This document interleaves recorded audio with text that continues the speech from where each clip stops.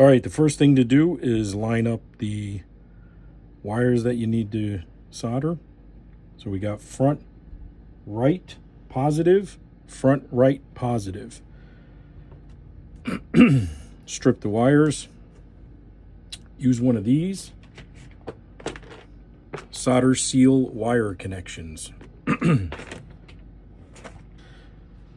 So what you're going to do is you're going to slide these over, put a heat shrink tube over the other side.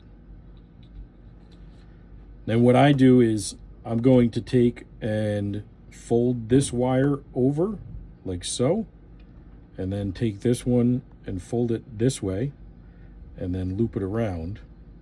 And what you're doing is you're creating a connection and then squeeze it down nice and tight.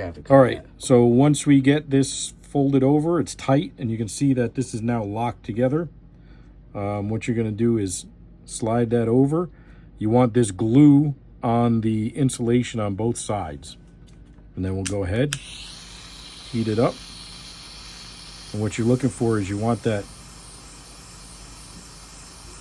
heat to, you can see it starting to touch. There you go. But see that glue is now sealing onto the wire. And now right here, move it, and you'll see that solder. You see it? Just shrink into that wire. Boom, you're done.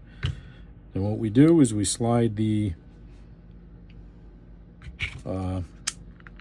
heat shrink over there, and boom, get that to shrink down.